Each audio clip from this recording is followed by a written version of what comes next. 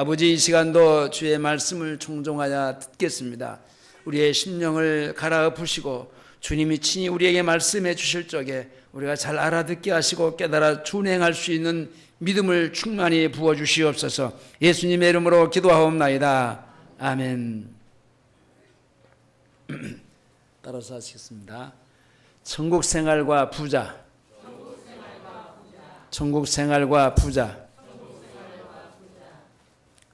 예수님께서 가버나움의 집에 이제 그 이혼에 관한 제자들의 질문을 가르쳐 주시면서 어린 아이들의 부모님들이 자기 아이들을 주님께서 만져주시기를 그렇게 바라고 집에 자기 자녀들을 데리고 왔습니다.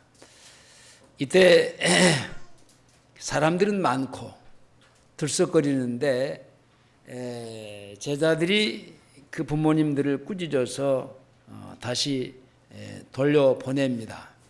이것을 책망하시면서 어린 아이를 안고 안수하시면서 축복하신 후에 누구든지 이 어린 아이와 같이 되지 않으면 하나님의 나라에 들어갈 수 없다. 그렇게 가르쳐 주시고, 그리고 집에서 나오실 때 한 부자 청년이 예수님께 달려와서 그 앞에 그냥 덜푸적 무릎을 꿇고 엎드립니다.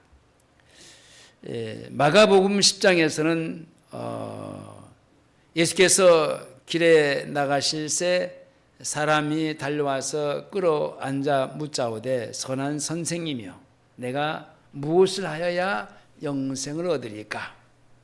이래 되어 있습니다. 이 청년은 부자였습니다. 재물이 많았습니다. 그리고 또 관원이라고 그랬습니다. 다시 말하면 돈도 많은 부자고 또 공직자였고 권력이 있었다는 얘기입니다. 그러나 이 청년의 삶은 그렇게 만족하지 못한 게 이 청년으로서는 문제였습니다. 이 청년은 사람의 생명이 그 소유에 넉넉함이 있지 않은 것을 실감하게 느꼈습니다. 이 돈이 많다고 내 인생이 만족을 누릴 수 있는 것도 아니고, 내가 권력을 있고 힘이 있어서 내가 이것저것을 할 수 있는 그런 힘이 있지만은 그것으로도 내 인생에 그 만족함이 없는 것을 느끼고 늘 그는 공허함 속에서 살았습니다. 이 청년은 또 그것만 아닙니다. 그 어려서부터 계명을 다 지켰다고 했습니다. 그래도 그러네요, 여전히 행복하지 않습니다. 항상 부족하고 항상 문제 있는 생활 속에서 이렇게 사는 것이 인생이 아닌데 라고 자신이 스스로 이제 고백을 하면서 이 청년은 한편으로 한 부분에서 한 마음 한 구석지에서 천국을 사모합니다. 그러는 중에 예수님에 관한 소문을 듣고 예수님의 말씀을 듣기도 하면서 저분은 하나님의 나라에 사는 사람이야. 저분은 천국을 소유하고 있는 분이야. 뭔가를 자기 인생과 그분과 주님과의 비교를 해보면서의 어느 날 그 주님을 향해서 사모하는 마음을 갖습니다. 그리고 어느 날 그분이 가버나움의 집에 계시다는 말씀을 들었습니다. 그래서 그 집으로 찾아 들어갑니다. 때마침 예수님이 제자들과 함께 모든 문제를 다 마치고 이제 그 집에서 나오고 들어가다가 만납니다. 근데 그 앞에서 그냥 저푸덕 땅바닥에 주저앉았습니다. 그리고 이 부자 청년은 부자라고도 했고 권력도 있다고 했습니다. 그런데 그 청년의 처절함이 그 앞에서 철부덕하고 주저앉은 모습을 보면은 그 주님의 갈급한 마음이 있는 것을 볼 수 있습니다. 그리고 부르짖습니다. 뭐라고 부르짖습니까? 16절입니다. 다 같이 시작. 자, 16절 시작.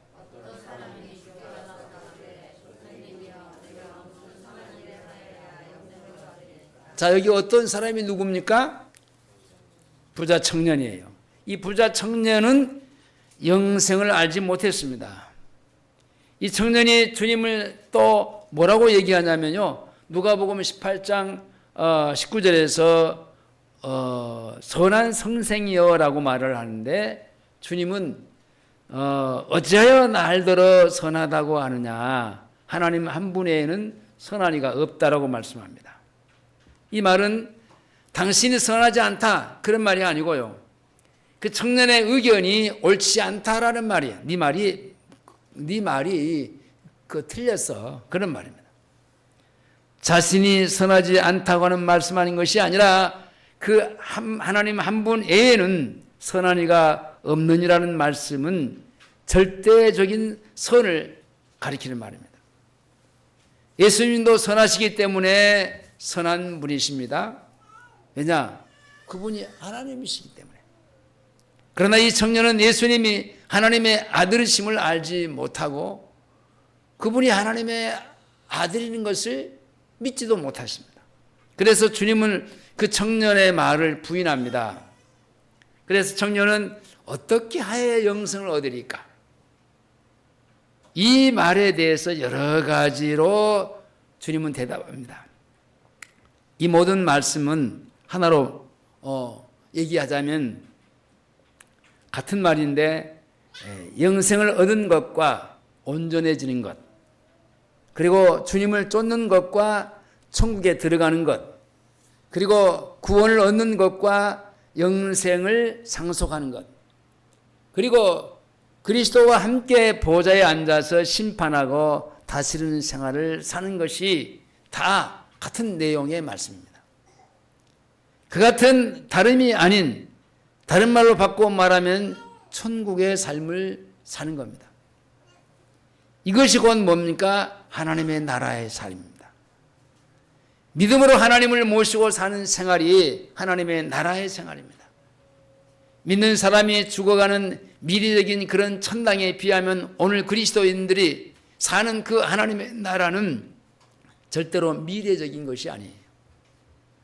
하나님 나라의 생활은 가장 현실적이고 그리고 현재적인 것입니다. 이게 믿음으로 사는 거예요. 믿음은 하나님과 함께 사는 겁니다. 믿음이 온전치 않으면 하나님의 나라의 삶을 살 수가 없습니다. 그렇기 때문에 주님은 이 부자 청년에게 하시는 말씀이 네가 온전케 하고자 할진대 라고 하는 말씀을 하시는데, 하나님은 하나님 나라의 생활을 사는 주님을 따르는 생활이 온전케 되어지는 겁니다. 다시 말하면 천국의 삶을 사는 건데, 우리가 조금 전에도 찬송을 불렀듯이 주와 함께 동거하니 그것이나 하늘나라. 자, 많은 사람들이 이 찬송을 부르면서도, 그리고 우리가 우리 안에 임재하신 하나님, 내 안에 거하신 하나님, 그 주님과 같이 함께 사는 동행자, 동거자, 그 말은 하는데요, 실제에 그분과의 같은 생활이 되어지지 않기 때문에 그 말에 대한 실감이 없어요. 현장감이 없습니다. 그러면서 다른 말을 해요. 그 말이 뭡니까? 천국은 저 미래에다 갖다가 놓고, 그렇게 현재적인 그런 천국은 별로, 그냥 예수 믿으면은, 예수 믿는 것이 뭐냐? 윤리적으로, 도덕적으로 사람들에게 좋게 보여지고 조금은 착하게 보이고 뭔가 다른 것이 보여지고 그런 것만 강조하고 나타나고 다른 사람들에게 보여주려고 하지, 실제 내가 주님의 다스림과 통치 속에서 하나님의 나라에 대한 천국의 삶을 사는 것에 대한 실감이 없어요. 주 예수와 동거하니 그 어디나 하늘나라. 주님과 같이 함께 살고 있으니까 어디에 있든지 그 어디나, 어디에 있든지 그것이 하나님 나라라고 했는데, 그 하나님의 나라는 현상적으로 우리 생활 속에서 그렇게 실제의 체험을, 실제의 그렇게 느끼지 못하고 죽어서 천국에 가는 것만 생각하고 삽니다. 영생을 얻었다. 영생을 얻은 것은 하나님으로부터의 새 생명을 받은 거잖아요. 새 생명을 받았으면은 그 새 생명으로 사는 겁니다. 이게 천국이잖아요. 이게 천국의 생활이잖아요. 영생을 받아놓고 영생을 받은 자의 생활이 천국인데, 영생의 생활을 살지 않으면은 천국의 삶을 살지 않는 겁니다. 자, 영생을 받아놓고 내가 육신이 죽으면은 천국 간다? 그러면 그때 가서 받으면 되지. 그렇죠? 그럼 불신자들의 말이 맞아요. 물론 내가 예수를 믿고 싶어 갖고 믿는 것은 아니지만은, 불신자들이 예수 믿고 천당 갑시다라고 얘기하면은, 아니 내가 한참 젊은데 해야 될 것도 많고 누려야 될 것도 많은데, 내가 천당은 죽어서 간다고 그러는데 내가 실컷 세상에 마음껏 누리고 살다가 죽을 때 되면 내가 그때 믿고 천국 가면 되지 않느냐. 이 말이 맞잖아요. 그러나 우리가 주님이 말하는 천국은 그런 천국이 아니에요. 현재적인 거예요. 현재. 이 부자 청년을 한번 가만히 생각해 보십시오. 권력도 있어요. 돈도 많아요. 앞에서 말하는 계명도 다 지켰어요. 근데 자기는 공허해요. 왜냐? 지금 현재의 천국의 삶을 누리지 못하고 있다는 겁니다. 하나님을 떠난 모든 조주로부터의 건짐을 받은 생활이 바로 그 영생인데, 영생을 얻었으면 영생의 생활을 사는 거죠. 예수님을 믿음으로 영생을 얻은 사람은 육체의 생명의 질서가 아닌 영적인 새 생명의 질서 가운데서 살기 시작하는 겁니다. 여러분, 육체가 내가 어머니 태로부터 나오면은 엄마의 젖을 빨고, 그리고 엄마의 품에서 이제 기저귀도 갈아치우면서 조금씩 뭔가 성장하고 성숙해 가잖아요.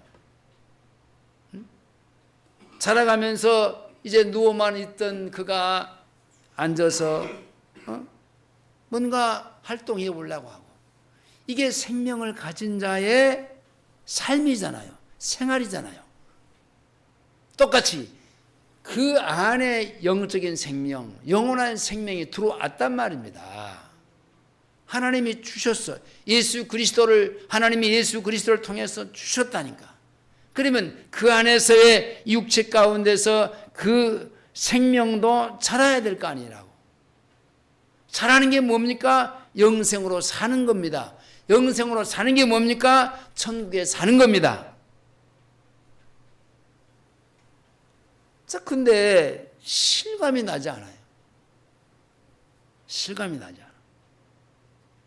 아까 우리 장로님 기도하실 때 말씀을 듣게 싸우니 그것만 나오지 주어가 없어. 누구 말씀을 듣다는 얘기야? 목사의 말을 듣겠다는 거야? 주님의 말씀을 듣겠다는 거야? 아니면 마귀의 말을 듣겠다는 거야? 이게 왜 이러는가? 실제의 천국의 삶의 생활이 없으니까 그래. 그냥 자신 속에서의 믿음이 없어. 믿음의 그 확신이 없는 거야. 그러니까 아무리 저 목사가 얘기해도 나한테는 와 닿지가 않아. 주님이 친히 내게 말씀해 주심을 내가 믿고 살게 해주세요. 이게 확신을 갖고 기도할 수가 없는 거예요.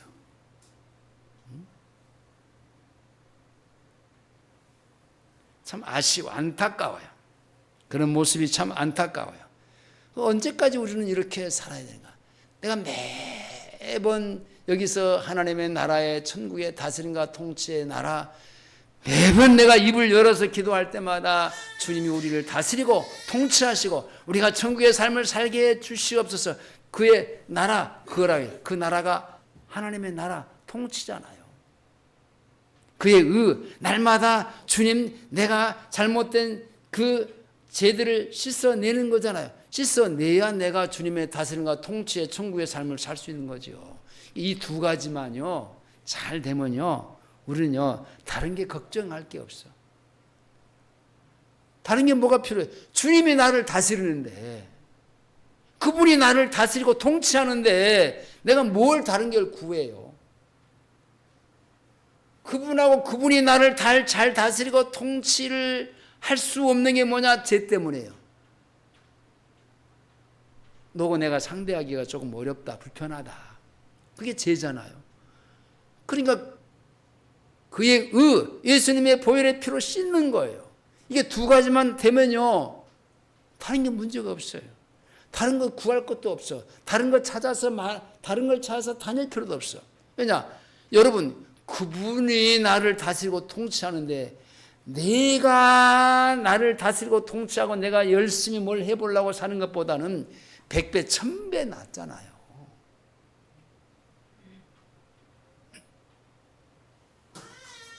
자, 이 청년을 보세요.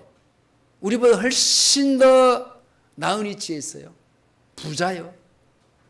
권력도 있어요. 계명도 다 지켰어요. 우리보다 훨씬 낫잖아요. 나은 사람이잖아요. 근데 공허해요. 뭔가 한 가지가 빠진 것 같아. 이게 인생이야. 이게 천국의 삶을 살지 못하는 사람들의 생활이에요. 많은 그리스도인들이 오늘날 이와 같은 고통 속에서 예수를 믿는 건지 안 믿는 건지, 믿는 것 같기도 하고 안 믿는 것 같기도 하고 참 애매모호하게 살고 있어요. 주님이 은혜로서 주셔서 받은 구원을 생활 속에서 살지 못하는 고통 속에서 살고 있어요. 그들은 여전히 애굽의 목마름과 고통 가운데 살면서 예수 믿기 전에 구원을 받지 못한 삶의 내용을 그대로 가지고 살고 있습니다. 그런 사람들 앞에서 부끄러워할 줄도 모르고 이 부자 청년처럼 길바닥에 엎드려서 자신을 통곡하면서 내가 무엇을 하여 영생을 얻으리까? 통곡하지도 않아요. 왜냐? 자기에게는 예수가 있다라고 생각을 하기 때문에, 실제 살지도 못하면서.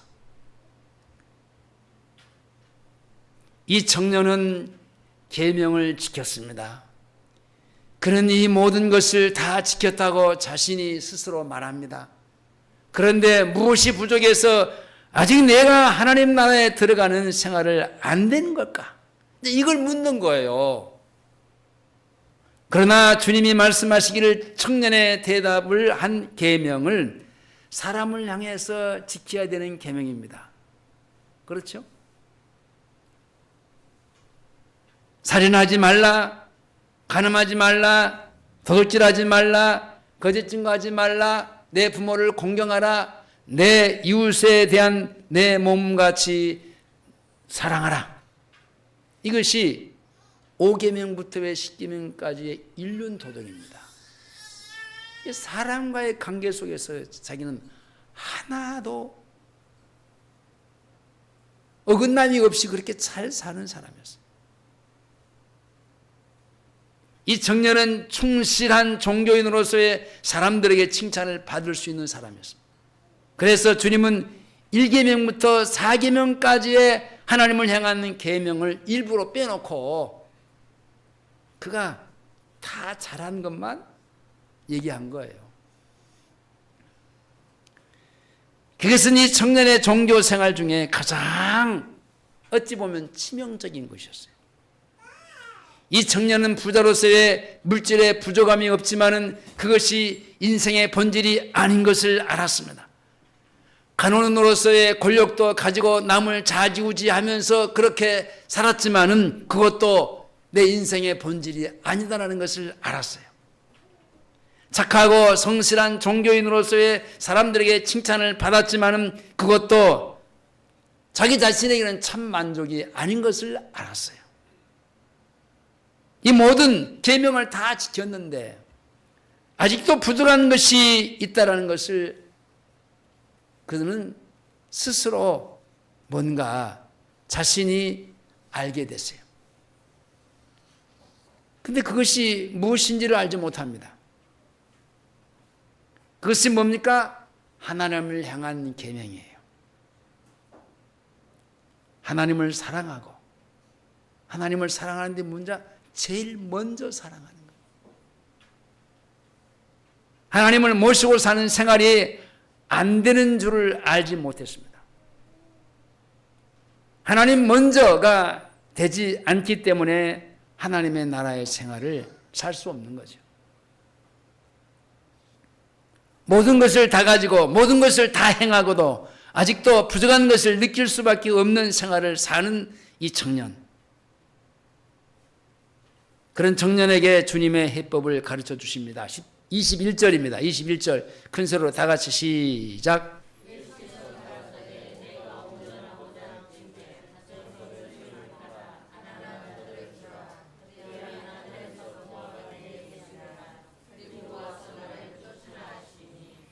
주님은 내 소유를 다 팔아서 가난한 자들에게 나누어 주라고 말씀을 하셨습니다. 그리고 그 다음에 하늘로부터 보화가 있을 것이고 그랬잖아요. 자, 다시 제가 봅니다. 예수께서 가라사대 내가 온전케 하고자 할진대 가서 내 소유를 팔아서 가난한 자에게 주라. 여기까지만 했다면요, 이건 안 해도 돼요. 여기서 끝나지 않았잖아요.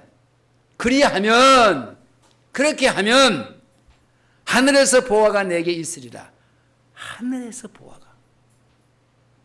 여러분, 하늘의 보화가 중요한 것이지 지금 자기가 가지고 있었던 소유가 중요한 게 아니에요. 왜냐? 그 소유를 가지고 있었지만 자기는 뭔가 공허해서 예수님을 만나자 그 앞에 철푸덕하고 주저앉아 내가 무엇을 하여야 영생을 얻으리까? 라고 탄식한 거예요.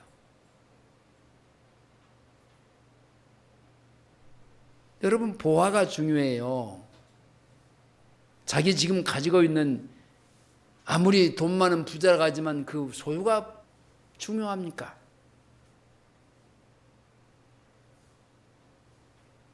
주님은 이 청년이 가난하고 빈털터리가 되는 것을 원하시지 않아요. 여러분, 예수 믿는 우리가요, 가난하게 살기를 원하는 게 아니에요. 어쩌면은 더 당당하게 예수 믿지 않는 불신자들 앞에서 더 많은 것을 가지고 더 많은 소유를 가지고 하나님의 자녀로서의 떵떵거리면서 살기를 원하셔요.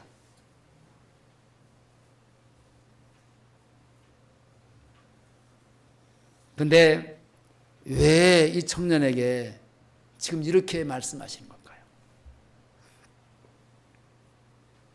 다른 복음에서 보면요, 그렇게 하면은 내가 금세 이 세상에서 100배나 너에게 더해줄게 그랬어요. 100배나. 내가 소유하고 있는 것의 100배니까 비교가 안 되잖아요.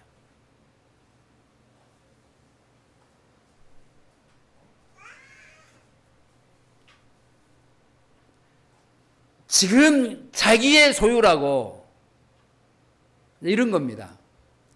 내가 애써서 직장에 들어가서 아니면 이 청년이 사업을 해가지고 정말 하나부터 벌기 시작이고 쌓이고 쌓고 쌓으면서 사업을 늘쳐서 내가 거부가 됐어요. 거부가 됐는데요. 여러분 아무리 돈이 많아도요. 이건 자기 소유가 아니에요. 자기가 쓰는 것만이 자기 소유예요. 갖고 있으면 못해요. 그건 남의 거지. 언제 누가 자기가 소유하고 있던 것들을 갖다가 쓸 줄 몰라요. 여러분들 나한테 통장이 몇 개 있어도요. 그 통장을 내가 필요할 때 안 쓰면요. 그건 내 소유가 아니에요. 남의 것이에요.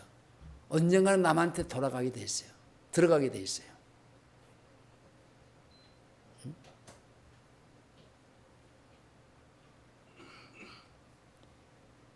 이 말은 물질의 소유가 문제가 아니라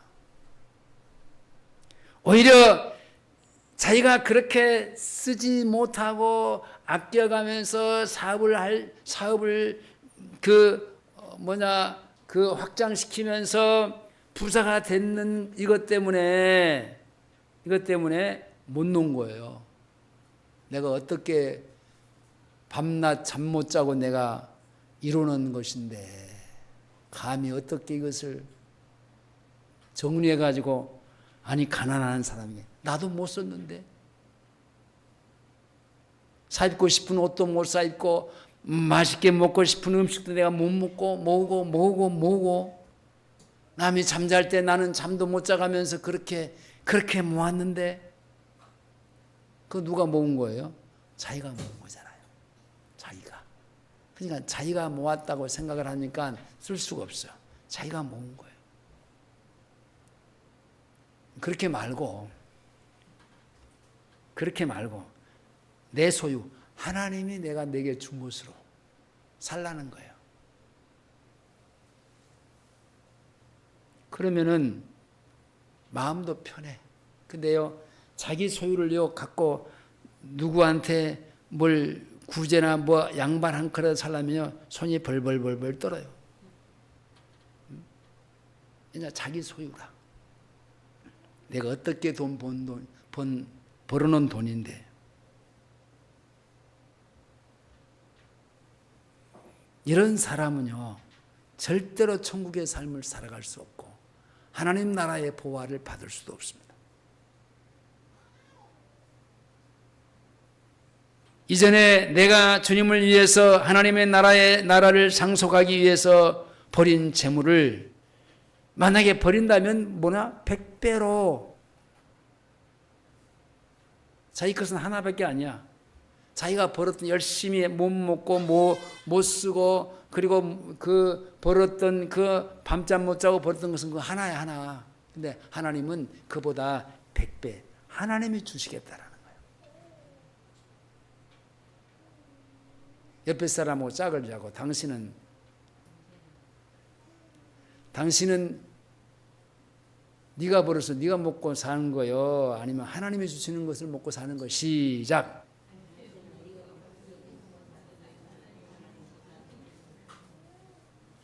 내가 벌어서 내가 먹으면요 피곤해요. 이 청년처럼 피곤해요. 하나님이 주시는 것으로 먹어야. 우리는요 보리밥을 먹어도요 풍성해요.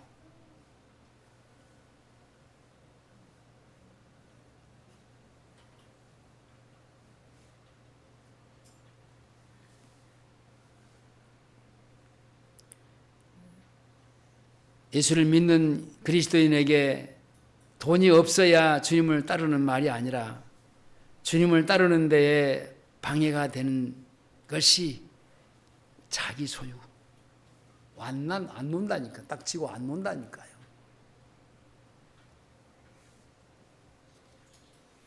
그러니까 그 안에 하나님을 모셔드릴 만한 여유가 없는 거예요.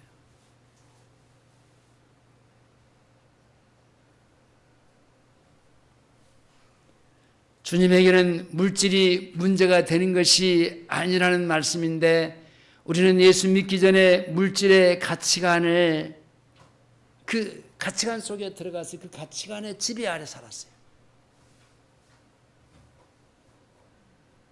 심지어는 어떤 사람은 예수를 믿는 게 잘 살아보려고,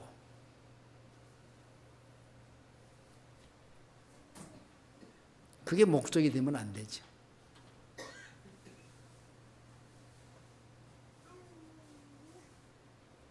예수 믿고도 돈을 사랑함을 버리지 못하여서 하나님을 사랑하지 못하는 사람들이 있습니다. 그래서 주님을 따르지 못하는 사람들이 있습니다. 물질의 가치관은 땅에 주는 보화예요. 하늘로부터 보화가 있으리라는 말은요, 영적인 가치관입니다. 영적인 가치관이 확고하게 이제 딱 굳어 있을 때 주님을 따라갈 수 있고 흔들리지 않습니다. 영적인 가치관이 성립이 된 사람은 주님을 따르는데 어떤 장애물도 용납하지 않아요. 그러나 영적인 가치관이 형성이 안 되는 사람은요, 예수를 믿고도 이제 영성을 얻었어도요, 여전히 옛사람처럼, 그렇게 이 청년처럼 어느 한쪽이 구석지가 텅텅 비어서 공허하는 그런 생활을 살 수밖에 없는 겁니다. 영생으로 사는 하나님의 나라의 생활을 들어갈 수가 없기 때문에 그래요. 그래서 주님을 따르지 못합니다. 그러므로 주님은 주의 이름을 위해서 뭐라고 얘기하냐면요, 심한 말씀까지 하셨어. 집이나 전토, 자식, 부모, 형제, 자매까지 다 버리라는 거예요. 자, 29절 봅니다. 29절 시작.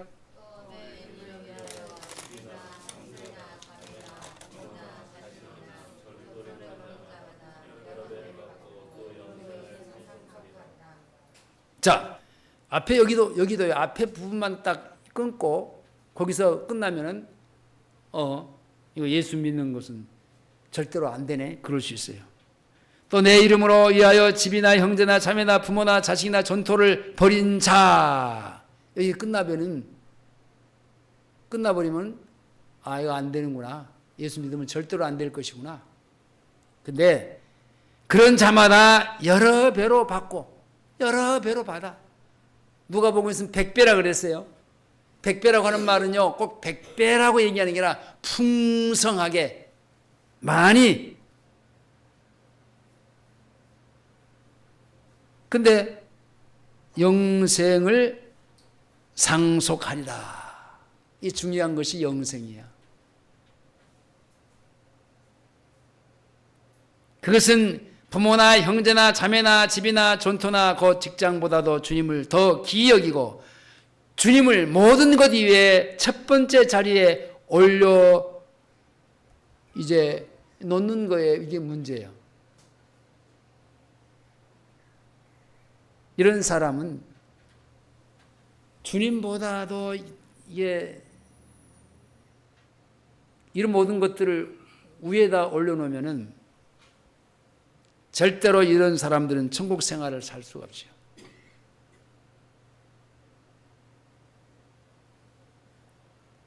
마가복음 10장 30절에서는요. 금세 있어 집과, 지금입니다. 집과 형제, 자매와 모친과 자식과 전토를 100배나 받되 핍박을 겸하여 받고 내세의 영생을 받지 못할 자가 없느니라. 버린다로 하는 말은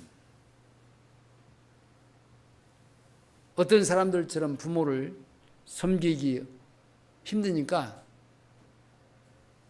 어떤 분이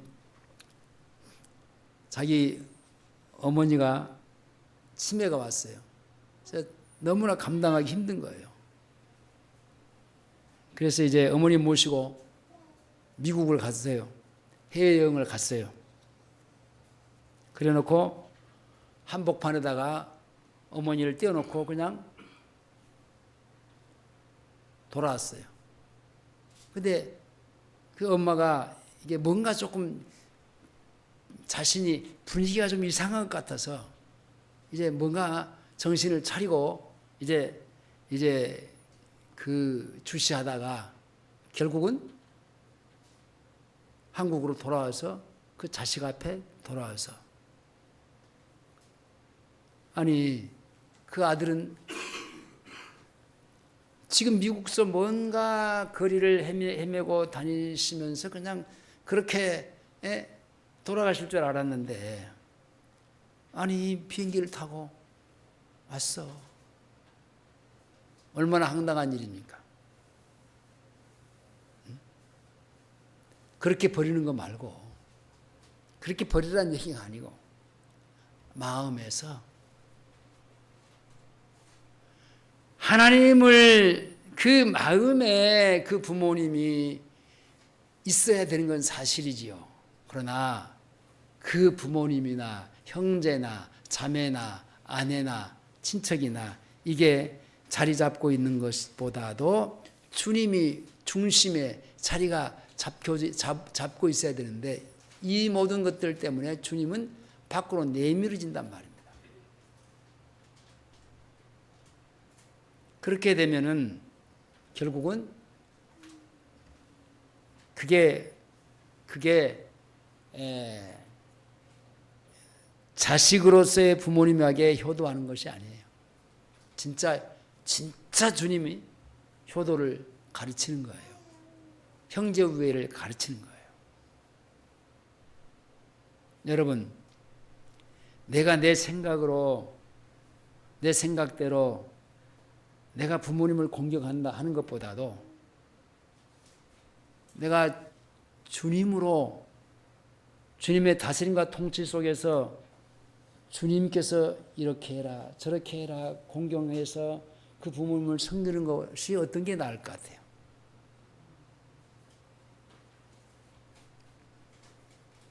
여러분, 죄인들은요 자기들이 부모님을 잘 섬기는 것도요 자기 욕심이 다 들어가 있어요.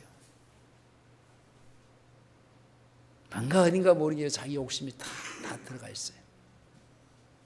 그렇게 하지 말고 내가 주는 마음으로 이렇게 해라. 그게 진짜 부모님께 대한 효도예요. 우리가 사회생활 하면서 내가 저 사람하고 사귀어야 되겠다. 벌써 이 사람은요 저 사람을 통해서 내가 뭔가 자기가 얻고자 하는 것이 있다는 사육이 들어가 있습니다. 그렇게 하지 말라는 겁니다.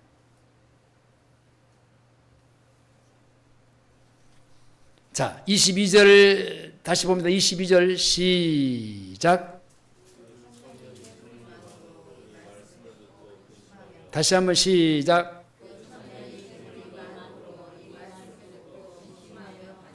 이 말씀을 들은 부자 청년은 심히 근심하면서 갔다고 했습니다. 마가복음에서 보면 이 말씀을 인하여 슬픈 기색을 띠고 근심하면서 갔습니다. 슬픈 기색. 말씀을 듣기 전에도 근심이 있었고 말씀을 듣고 나서도 근심이 있습니다. 말씀을 듣기 전에 근심은 인생이 아닌 것을 살아야 되는 근심. 내가 이렇게 사는 것이 아닌데. 근데 말씀을 듣고 나서의 근심은 하나님을 사랑하고 가까이 가기 위해서 내가 사랑하고 좋아하는 것들을 버려야 되는 근심. 내가 이거 얼마나 오랫동안에 힘들게 벌어놓은 재산인데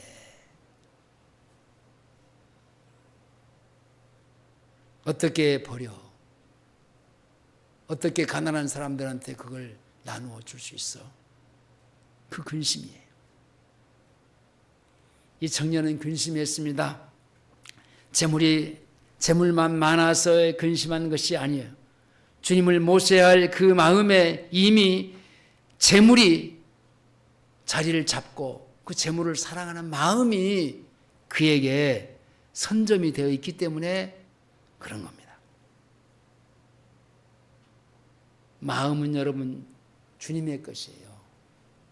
잠언 23장 26절에 내 아들아 내 마음을 내게 주냐. 우리 마음을 주님께 달라는 겁니다. 하나님을 사랑하는 것도 믿음으로 사랑해야 되는데 마태복음 22장 37절에서 예수께서 가라사대 내 마음을 다하고 목숨을 다하고 뜻을 다해서 주 너의 하나님을 사랑하라. 사랑하는 것도 마음과 뜻을 다해서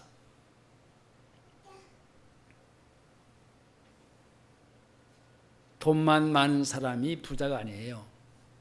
아까 얘기했듯이 가지고 있으면 못해. 그건 자기 것이 아니에요. 자기 소유라고 하지만 자기 것이 아니에요. 내가 그것을 쓰는 것만 내 것이에요.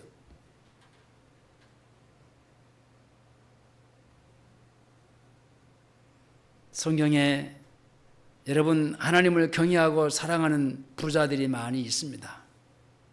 믿음이 좋은 부자들도 많이 있습니다. 그들은 물질보다도 하나님을 먼저 사랑하는 믿음을 가지고 믿음으로 사는 사람이었습니다. 자, 23절, 24절 보시겠습니다. 근서로 시작.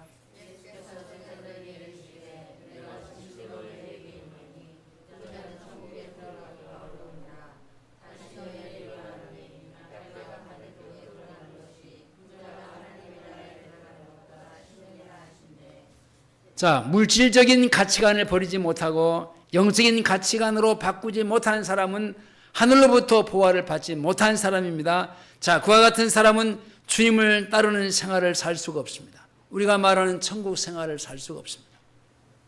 하나님의 나라의 생활을 살 수가 없습니다. 전혀 불가능합니다. 얼마나 불가능하냐? 오늘 뭐라고 그랬어요? 여기서 낙타가 바늘기로 들어가는 것보다 불가능한 거예요. 하나님보다도 돈을 더 사랑하는 사람은 하나님 나라의 생활을 사는 것은 꿈에도 꿀 수 없는 일입니다. 이 말은 지금 주님을 따르고 있는 제자들도 깜짝 놀라겠습니다. 제자들이 놀랍니다. 25절에 시작.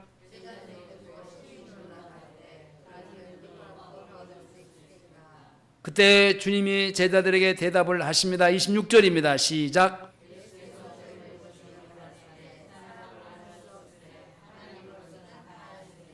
사람으로는 불가능하지만은 나는 할 수 있어.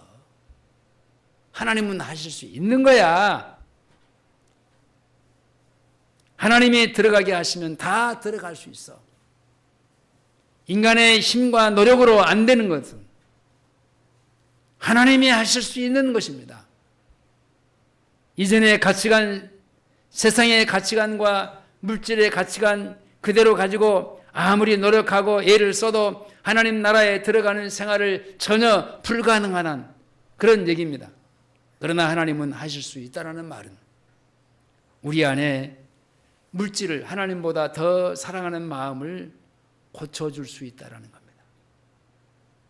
물질보다도 하나님을 더 귀하다는 것을 하나님을 알게 하시고 믿게 하실 수가 있습니다. 사람은 스스로도 못하고 남의 도움도 받아도 안 되고 내가 하나님을 사랑하는 것이 내 스스로도 안 되지만 다른 사람이 도와준다고 그게 되는 겁니까?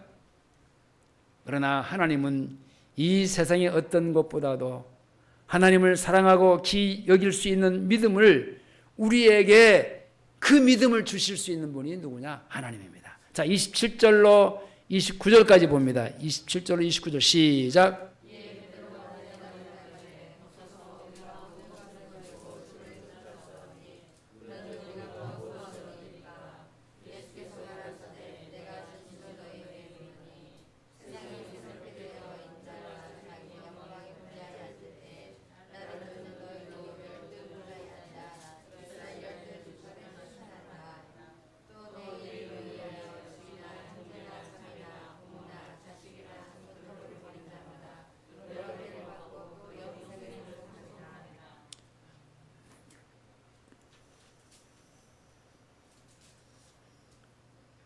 주님이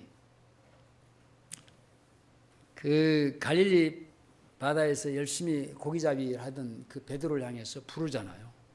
나를 따라와. 나를 따르면 네가 그 좋은 것도 먹을 수 있고 내 제자가 되어서 어떤 큰 많은 능력, 그 성전 미문에 있는 안진뱅이도 걷게 할 수 있고 이런 거 설명 안 했어요. 나를 따라오너라. 단 한마디였어요. 그때 베드로는요, 그냥 그물도, 배도, 부모도 그냥 그대로 놓고 주님을 따라온 거예요. 근데 어떤 사람은 그랬잖아요. 내가 가서 우리 부모님이 죽었으니까 장사를 지내고 와서 내가 주님을 따를게요. 근데 베드로는 실제 여기서 말하는 대로 그렇게 따랐다니까요. 이 우리 둔한 머리로 계산하고 따라가지 않았어요. 여러분, 예수 믿는 것은요, 계산하고 자기 머리로 계산하고 믿으면 그것은 100% 실패작이에요. 계산하면 안 돼요. 여러분, 너무나 계산이 밝으면 안 돼요. 예수 믿는 사람은 계산이 너무나 밝으면 안 돼요. 베드로가 다른 제자들이 모든 것을 버리고 주님을 쫓을 수 있는 그 매력이 그 주님에게 있었어요. 물론 그 베드로가 네, 따르겠습니다 라고 하는 그 마음을 누가 잡고 있어요? 주님이.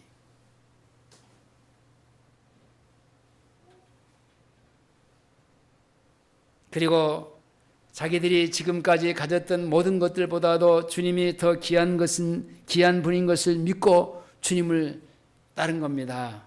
그래서 주님을 따라갈 수 있었어요. 이것이 주님을 쫓는 하늘로부터 주시는 보화예요, 보화.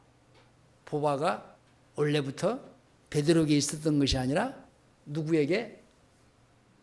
주님에게 있는 것을 베드로에게 준 거예요. 나를 따라오너라 하는 그 메시지 속에 이미 보화가 베드로에게 주어진 거예요.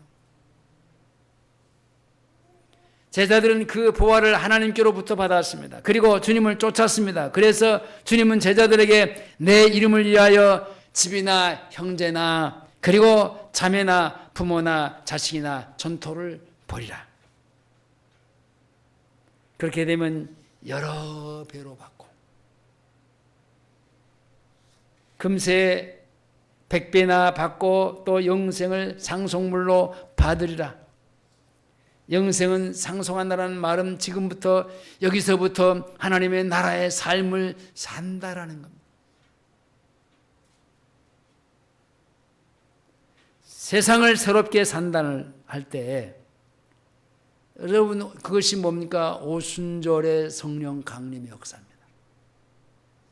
하나님의 통치가 인격마다 이루어지는 하나님의 나라의 삶이 시작되는 것이 바로 오순절의 사건입니다. 그러나 주님은 그와 같은 생활이 굴곡이 있을 것을 말합니다. 마지막 30절입니다. 시작.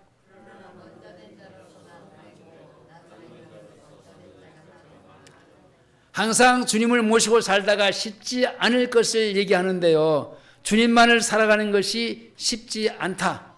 이 말은 굴곡이 있다라는 얘기입니다. 천국의 생활을 살다가 못 살다가 이게 100% 주님의 다스림과 통치 속에 들어가면 문제가 안 되는데 이게 어떤 때는 사라지고 어떤 때는 안 사라지고 못 사라지고 그러다가 이제 점점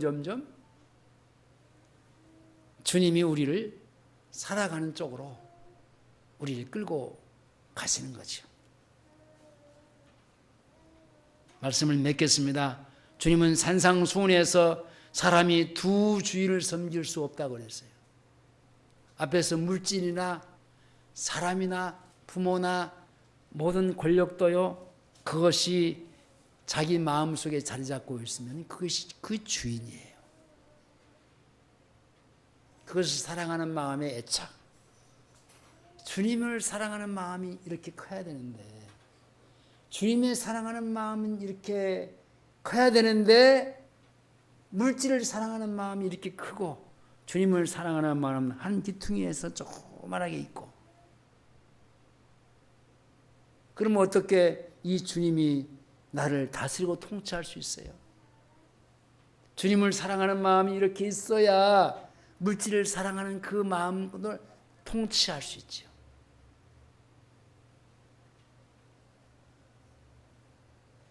우리가 빠지기 쉬운 것이 재물을 하나님보다 더 사랑할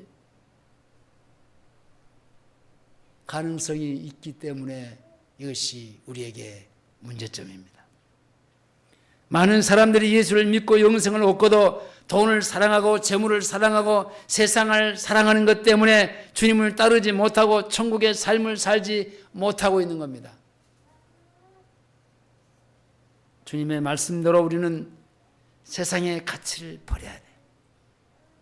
그리고 영생의 가치를 취해서 영적인 사람이 될 때에 마치 낙타같이 하나님 없이 크고 교만했던 내 자가 죽고 믿음으로 바늘기 같은 천국에 들어가는 은혜를 받게 되는 겁니다. 날마다 말씀을 묵상하고 듣고 그리고 날마다 주님을 위해서 모든 것을 버리는 것이 뭡니까? 이게 세상의 찢기입니다. 찢기는 걸려내고 주님으로 살고 싶어하는 살고 파는 마음으로 사라질 때에 이것이 항상 주님을 모시고 천국의 삶을 사는 겁니다. 이런 삶을 살 수 있기를 주의 이름으로 축원합니다. 기도하시겠습니다. 하나님 아버지 감사합니다. 오늘 또 주께서 우리를 사랑하시고 말씀해 주셨습니다. 부자 청년, 재물 가진 청년, 이 청년은 그 마음속에 그것이 자리 잡고 그것이 먼저였습니다. 근데 주님은 그러지 말고 그걸 다 버리고 이제 하나님이 주신 것으로 채우라는 겁니다. 하나님이 주신 것으로 채우려면 먼저 하나님이 자리를 잡아야 됩니다. 그리고 하나님의 다스림과 통치 속에서의 주님이 주신 것으로 먹고 마시고 생활하는 것이 바로 우리의 삶이요 천국의 삶입니다. 우리 모두 이렇게 천국의 삶을 잘 살아가게 하시옵소서. 예수님의 이름으로 기도하옵나이다. 아멘.